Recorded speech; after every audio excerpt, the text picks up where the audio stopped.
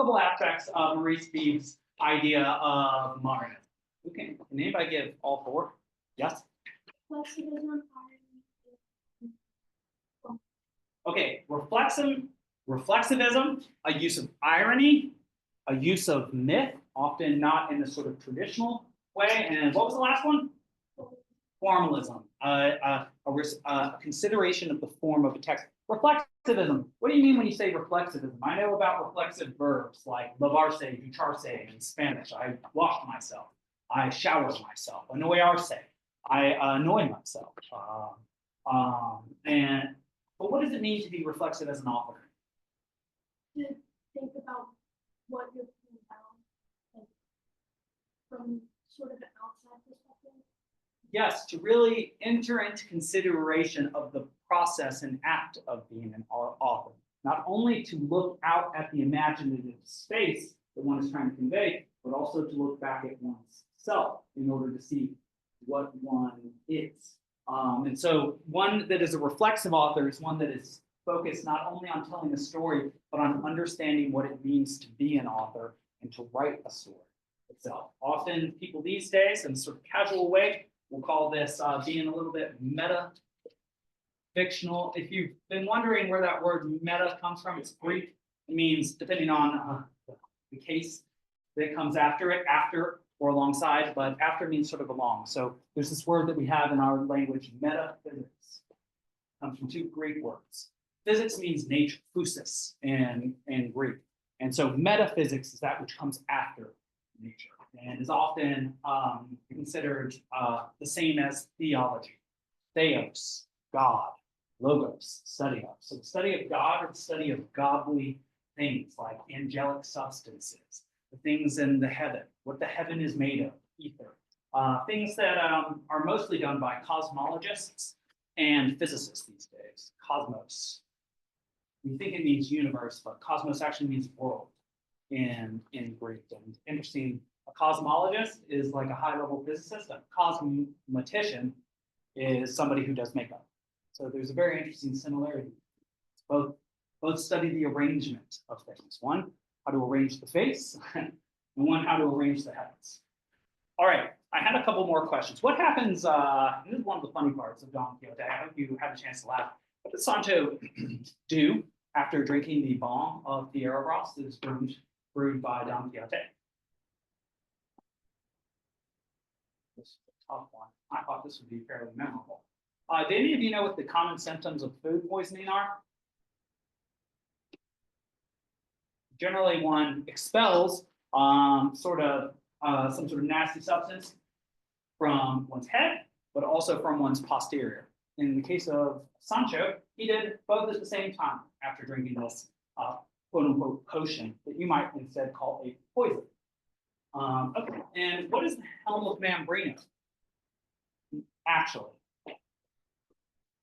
it's a copper base, and you get the material, but we would usually call it. Who knows what it is? It's called by what it's used for. We don't use these as much unless you go to a nice barber shop these days. Shaving basin in which you have lather, and you put on your face, and then you shave. And so this is a shaving basin put on the head of Don Quixote.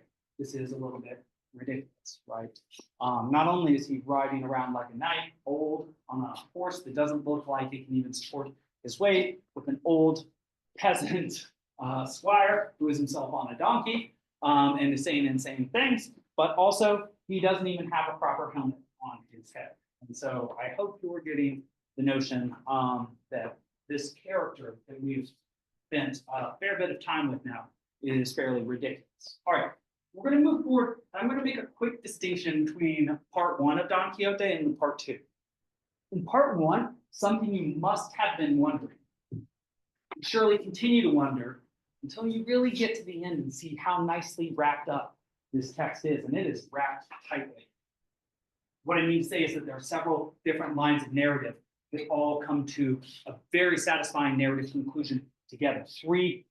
Two or three lines of story that seem disconnected are shown to be connected. This is generally considered masterful writing, when you do not know where an author is going, and yet they still get there without you figuring it out. Simplistic narratives are easy to know the ending right at the beginning. So the more you read, the more you watch, the more you learn, the more you'll be able to see these things.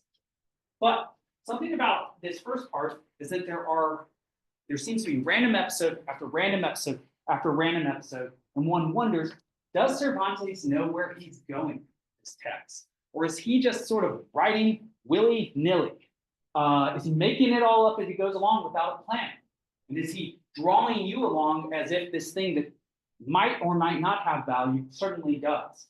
Or is he such a master that he does have a plan and that he writes in this way in order to deceive you, in order to fool your wits, in order to make you think that he is careless and that he is just flying by the seat of his pants? But in reality, like a spider, he has a plan for the entire web. A spider that's not on one of the various drugs. I don't know if you've ever seen one of this. It's just a little connection. The scientists are weird people, by the way, and you can tell this by their weird experiments. So one scientist decided to take various illicit drugs, LSD, marijuana, cocaine, and give it to spiders before they weaved their webs. And they weave them exactly like you might expect. The one that's on THC, it's like very tight at first, and then it like clearly gives up. It's very light, and the web is left unfinished. The one on LSD I think was kind of wild looking, which is what you might expect. But you can still look this sort of thing up. In any case, the question is Cervantes a new sort of writer? This fictional writer, who's not a prophet, not a religious writer at all, is a secular writer.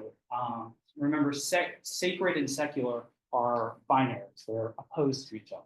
The secular, this comes from saecula, in the Latin means to be of your time. Whereas sacred means to be a religious sort of writer. That which you write, even if it's ostensibly fiction, has a deeper truth with it. Whereas a fictional writer like Cervantes, is he just writing lies, like he claims about these tales of chivalry, like King Arthur, The Knight's Tale, and Chaucer, and Amadis de Gaul, and Orlando Furioso? Or in fact, is he a very, very detail-oriented writer who wishes for you to think that he is like other writers of fiction who might be careless? And so this is something just to keep in mind when you think about the formalism and the reflexivism of this author. But let's get into some of these episodes that may seem so very disconnected. I think by chapter 22, definitely by chapter 23, when we get to Sierra Morena, the connections, there will be evidence that connections we might not have expected are going to occur. So we ended last time, chapter 16, talking about the return to the inn that was run by Juan Palameca, and where his daughter, who seems to be something like a lady of the evening, Maritornes, is. We'll recall that Don Quixote, in his usual way, just like he redefines a basin, a wash basin and shaving basin as his helmet, just as he redefines himself as a Don, just as he redefines Sancho as a peasant. Here he redefines this inn as a castle. And again, the question you're always asking here is, does one transform a thing simply by renaming it? Or is there more to the transformation? Can one become ennobled simply by an act of a word? I mean, an example of this from our own time and country is that we recently had a president leave office. There's something very famous that presidents do in the last few hours of their term. So you know what it is? They offer the so-called presidential pardon. From the French pardonner. And a pardon is where you use a word to make somebody go from criminal to exonerated. In fact, this was moved forward this particular time because there were certain people that had not been prosecuted and convicted that were given pre-pardons. That'd be an interesting piece of fiction to see how a character that was pre-pardoned for potential prosecution might use that for ill gain, though that's not something I necessarily expect in the real world. But just by speaking these words, writing these words, these people's status goes from criminal to be exonerated means to take an onus, to take a burden off oneself, to be free. And so again, there do seem to be strange acts like this in our world where one goes from this to that. I mean, even think about someone yelling thief. Is it the fact that somebody calls one that? Is it the fact that one has stolen a good from somebody that makes one a thief? Or is it going through a judicial proceeding where one is then legally branded as a thief? These are, I think, complicated issues worth really thinking about. What are you? How do you become the thing you want to be? Do you just tell people that you are that thing? Or is there more involved? And it depends on the thing too, right? Some things seem to take more transformation than others. If I walk around calling myself Dr. Schmidt without a PhD or a medical degree, perhaps people will think I'm a little more quixotic than I would like them to be. If I walk around saying that I'm king or queen and nobody recognizes my authority, am I truly those things? And then, you can get in trouble. If I walk around saying that I'm a police officer, I can actually get arrested for doing that sort of thing. Impersonating, we call that. So we were called that Maricornes had set up a tete-a-tete, a late-night rendezvous with a muleteer, and that she ends up in a Don Quixote's bed by accident, and this leads to Don Quixote being beaten up by this muleteer. All sorts of hijinks ensued, and a member of the Holy Brotherhood, the sort of police force under the regal control, shows up, and everybody scatters. Cool. Don Quixote again suggests that this incident happened because of an enchantress, in the same way that he suggests that he is defeated by the windmills and they are changed to windmills because of enchantress, in the same way that he is told by his niece, the barber and the priest, that his library with 300 books, very expensive, was destroyed by an enchanter who was either Fresstone or Muñatón, depending on who's whether you take Don Quixote's perspective or his niece's. In any case, Don Quixote now finds, with his missing piece of ear, with his being beaten by windmills, with his being beaten by the bass, with his being beaten at this inn, that it's about time to brew a potion. Sort of potion that you would hope in a role-playing game would increase one's HP so one could move forward in the quest. In fact, however, this balm of Fierabras seems to be something like a major diuretic. Or even, what is it? Sometimes terms just fall out of my head. The sort of thing that one takes in order to cause oneself to use the restroom. Yes, laxative, that's right, a laxative. Like X-Lax, the most famous one of them. Yes, of course, right. And so, and there's a larger word for that too, a purgative. So a purgative can be laxative or vomitive. There were conventions in early medicine that suggested that getting rid of various humors from one's body, you may have heard of the theory of the 4 humors, the black bile, the yellow bile, the red bile, the choleric, the melancholy and such, that if you put leeches on somebody, they can take the bad blood out, the infected blood. You can see the idea is not wrong. This is what chemotherapy is based on, by the way. We radiate your body so that we can kill the cancer cells. But what needs to not die? The body. So actually, chemotherapy is a really terrifying thing. And I hope probably half of you will go through it at some point in your lives by the stats. I don't wish that on you, but we wear out. And so why people lose their hair and look terrible and are themselves constantly vomiting while they're on chemo is because the radiation is trying to kill them and the cancer cells. And the hope is that the cancer cells all die before you die. And so that's a more effective treatment than, say, taking one of these purgatives in the past. But a notion but I need to step back. We do still use purgatives. If you drink, say, poison, you will either get your stomach pumped or be given a purgative if it's right afterwards in order to expel the poisonous thing. And so there is some sort of medical value to taking a purgative. That said, it is not Don Quixote's intention to be drinking a purgative. It just de facto is one. That means not by intention, but the fact of the matter happens to be that he immediately vomits after starting to sweat profusely. These are connected physiological symptoms, and then he feels great.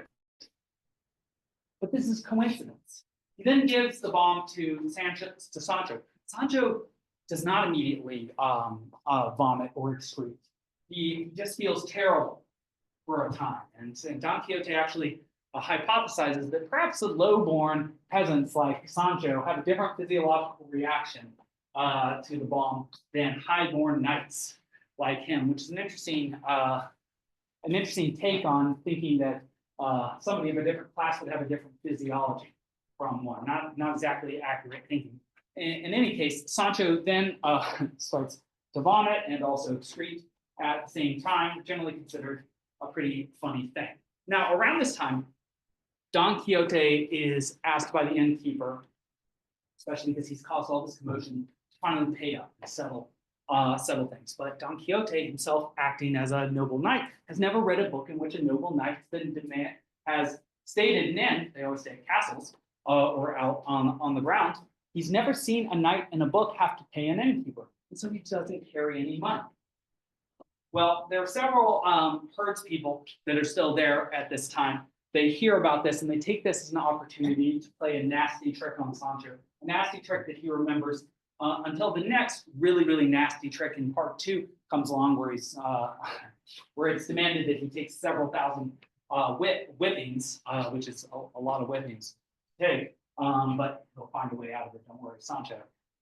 Don't worry about Sancho. He knows how to take care of himself. But in any case, these several individuals take a blanket, they take Sancho, and I don't know if you've ever seen one of those old parachutes or played with one of those when you were a kid, you know, the rainbow colored circles, and you just throw it up and throw it down. And maybe you've seen, have any of you ever actually been thrown up on one of those before?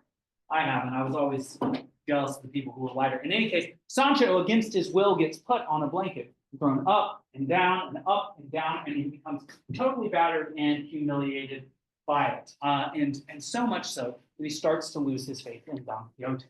This is a major theme that runs throughout part 1 and is altered in some ways in part 2. Does Sancho believe that his master is crazy, like everyone else, or does he actually believe that his master is not?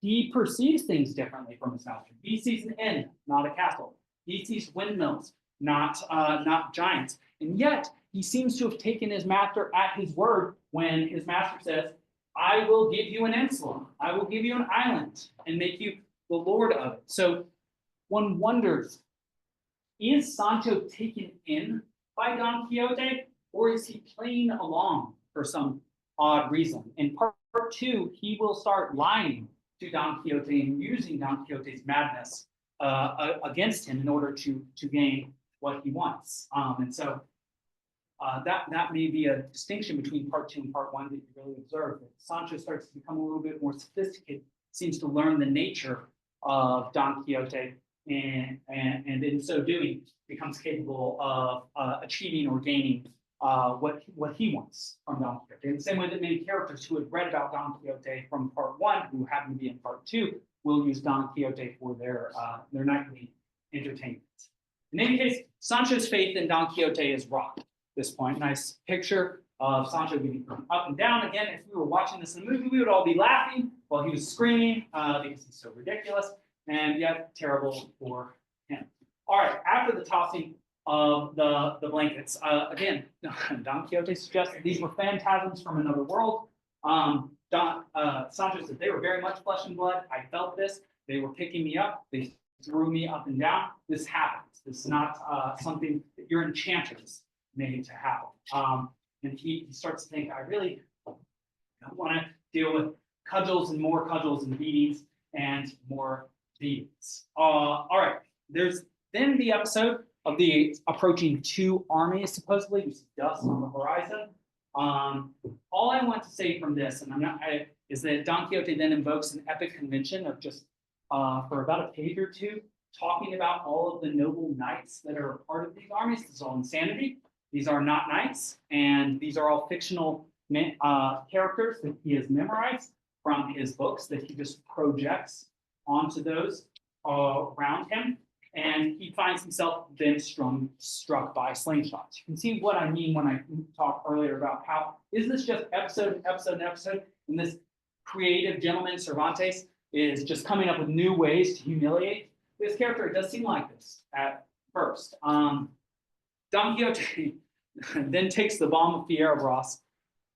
Sancho then takes it unknowingly, and they look at each other, they begin to talk to each other, and then they vomit in each other's faces. Where you can see the physical humor of this, and you can see how it's sort of tougher in literature to really get the impact of, these days we probably portray that as projectile vomiting one person. Somebody else, no, I've seen that actually before, but I can't remember on what sort of skit. In any case, very quixotic. So, all right. I only mentioned chapter 19 in the discussion in the dead body for two reasons. They come upon then a procession with a dead body. Something interesting about this is, what makes a dead body a dead body? When is a body dead? There's some sort of difficulty with identity with a dead body. Or is it still the thing that it was, or is it simply a corpse at this point? And particularly when a body is in a coffin, it still seems to be in a transitional or liminal space, right? The final ritual is occurring to put someone's soul to rest, sort of the religious way that we put this, but it is the final act of a person's life. And in fact, in the old pagan religions, in the Iliad, it was very important for one's kleos, for the honor that one was accorded after one died, to be buried appropriately, to have one's bones burned, or one's body burned, to have the fleshy parts, the mortal parts ascend to the heavens. That's why people are burned. There's also health reasons. And then to return what's left to the earth. And then often to put a shrine where a hero died so that they could be worshipped to some extent. And if one, say, died at sea, or one's body was unrecovered, this is considered a major tragedy. And in fact, there are multiple fights in the Iliad over the bodies of heroes. Sarpedon was a great king, and of course, Patroclus, and then later Hector, the noble fallen prince of Troy.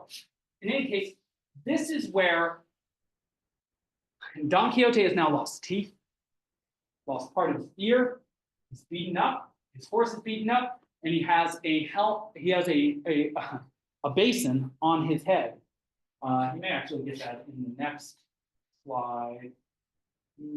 Yes. And he will soon have a basin on his head, but he has prior to having the helm of Mambrino, he has a helmet that's front will not stay closed. And it does not quite work and is broken the moment that it is touched. And so finally, Don Quixote goes from Alonso Quijano, though we'll know Quijada later, to Don Quixote, to now he takes on a new appellation. He is now called the Knight of the Sorrowful Face, or depending on translation, the Knight of the Sorrowful Countenance. Slightly more sophisticated way of speaking of one's face, but one's countenance is how one looks and holds one's face, basically. There's a little more personal than just saying your face. And so now he's called the Knight of the Sorrowful Face for a while, which, if you think about it, is he is given an appellation, but is this the sort of appellation that you would want to have? If I were the professor of the Sorrowful Face, which I might be someday, I might be now, is that the sort of name that you would tell me I had openly, or that you would laugh about with each other when I could not hear? Exactly, right. All right, in any case, chapter 20, we move on to the episode of the Fulling Hammer.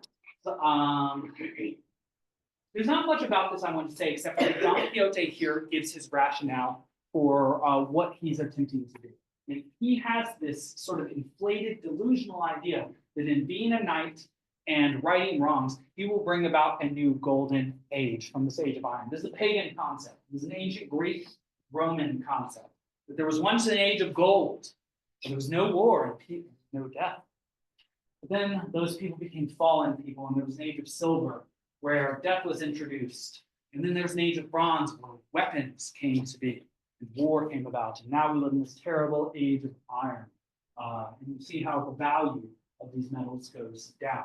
This is an image that comes from Hesiod in his Theogony, one of the first works of ancient Greek writing we have. Hesiod is around 7th century, maybe a little bit into the 8th century. Remember that CE, it counts downwards because we know what's coming. They did not count downwards themselves. In fact, there are still, you may know, many different calendars in existence, like say the Jewish calendar is still in existence and has different dates. And also, of course, it goes by the lunar cycle. And also, of course, the Muslim calendar, the so-called after the Hijra calendar is still in existence as well. So if you ever read documents from these people, they'll often have their date and then sort of the date that's recognized in the secular world as well. In any case, Don Quixote thinks that he is going to bring about this age of gold through his foolishness, which perhaps adds to your perception that he is in fact foolish slash mad. Sancho then gives us an instance of odd literary criticism. What do I mean? He starts to tell a story to Don Quixote where he makes the provision that Don Quixote must listen to him from start to finish, or he will cut off the story and never tell it to Don Quixote, which is very interesting for us as a reader. But while he is telling the story, after Don Quixote has agreed to this provision, he starts to tell it in an extremely annoying way. Do any of you recall what's so annoying about it? It's probably terrible to read. Sancho starts to describe goats going across a river. And instead of saying some goats went across a river, it says a first goat went across, and then a second goat went across, and then a third goat went across. Can you imagine reading a story like that? It would be extremely dull, like reading a spreadsheet or something like that. And so Don Quixote explodes at him and says, Sancho, you can't tell a story like this. You can't possibly expect me to listen to this. And this is also the reader, right? You can't expect the reader to actually read something so dull. And Sancho says, okay. And Don Quixote says, but go on. And Sancho says, well, actually, I can't, because the second that you spoke to me, the rest of the story fell out of my head and I can't remember it. And so we get the beginning of this story that then just cuts off because the provision that was asked by the author is not honored by the auditor, the listener. Okay. And then something happens between Don Quixote and Sancho that I think is part of what characterizes their relationship. Sancho has a very free relationship with Don Quixote. In reality, even though they are of differing classes, they're neighbors. They're basically becoming friends. And if you really think about what they really are, these two people traveling the countryside looking for adventures. Don Quixote is not truly a knight. Sancho is not truly a squire. They're really like crazy friends, weird friends. And so Sancho sort of treats Don Quixote like a friend. And in fact, oh my goodness, I'm forgetting to tell you something that's very funny. He mocks Don Quixote, like a friend might mock you. And you might get upset at them, but this is the sort of thing that friends are allowed to do and enemies are not, right? Don Quixote then strikes Sancho very, very hard, twice on his back. And Sancho has to say, stop, I'll do what you say. And Don Quixote says, listen, you're not my friend, you're my squire. And I've never read in the books of chivalry about a squire talking as much as you talk, Sancho. You speak all the time, you never stop talking. There's something about Sancho. So you need to be quiet. Something that I said I wasn't going to mention, but mentioned earlier, just to give you a little bit more range of physical comedy here, is that while Don Quixote and Sancho are sleeping, Sancho decides that he really needs to defecate, he really needs to use the bathroom. He doesn't want to move, so he lets down his pants and does it. And Don Quixote he has a very good sense of smell, apparently. Smells it and thinks, oh, you must be pretty scared, Sancho. And Sancho says, oh, very, very scared. But in reality, this is another deluded perception of Don Quixote. Even in the microcosm, you see that happening. And so, chapter 21, Don Quixote, finally, we meet a man on a donkey, a man sort of similar to Sancho in that respect, with shining helmet. He's identified as wearing the helm of man breeding. Sancho disagrees, says obviously that's not. That helm seems to be a barber's basin, and Sancho laughs at the notion that this would be a helmet. So Don Quixote gives a short disquisition on the difference between the noble-born and not noble-born, not particularly important for this. And one wonders the question of, will Sancho be capable of managing, of running an insula once he gets it, if he was himself not born noble? You might expand this question to, if Don Quixote was not himself born noble or born into a knightly class, because there were no knights at the time when he existed, can he achieve knightly fame in the same way? Funny how he sort of projects the question onto Sancho, but it's a question that he might well ask himself. All right, this should say Don Quixote and the galley presence, by the way. Okay, this is an episode that I very much wanted to come to, and I'm glad that we did. In chapter 22, again, we have mention of Sede Hamete Benengeli giving a recounting.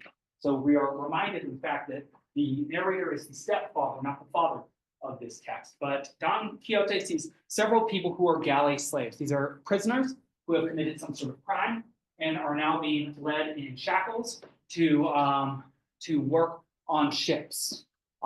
Usually more minor crimes received these sorts of punishments, and it would be for 1, 2 years, 10 years really at the max. You find characters who have upset family relations. One of these characters has committed incest. He's slept with and produced children with multiple sisters. So whether these, who is uncle and cousin and son. The reason this matters from a legal perspective is who then inherits the wealth.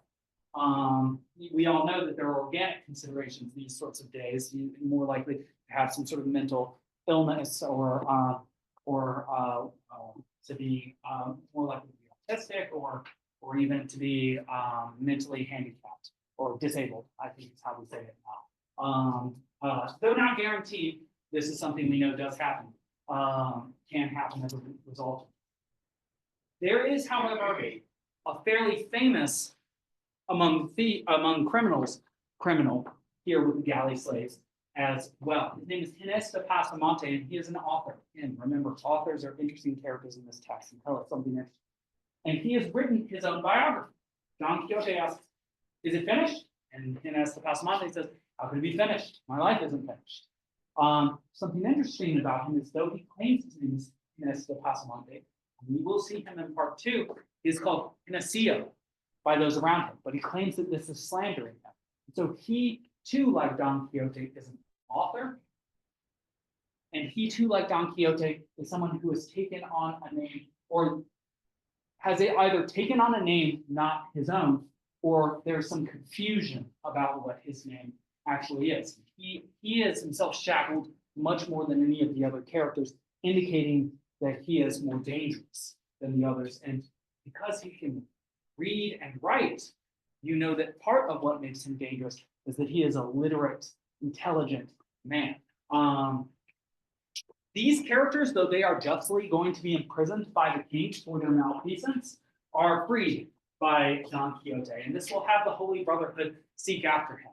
He then demands that all of them, in penance and in thankfulness for him freeing them, go back to Toboso and tell Dulcinea that her knight had done this, and Ginés de Pasamonte says, "No way, we can't go together anywhere, and we're not going to be running along the king's highway because we'll get picked up again and given bigger punishments." And so they let's see, I made married 2,002 sisters. So instead of rewarding Don Quixote for that which he has done, he and the fellow prisoners then throw stones at Don Quixote. This harms Don Quixote, Sancho, and Rocinante, and the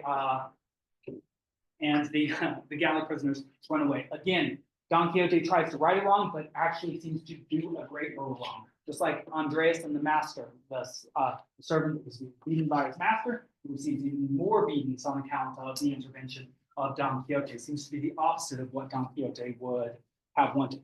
Don Quixote then decides to go into the Sierra Morena mountain range. This is sort of a pastoral convention where a character leaves the known highways and byways of the city, of an inn, of the King's Highway, and goes out into the forest where social conventions don't seem to exist or exist in a much softer way. Out there, they find a wild man who is known as Cardenio. This is himself sort of a figure of Don Quixote. Why do I say this?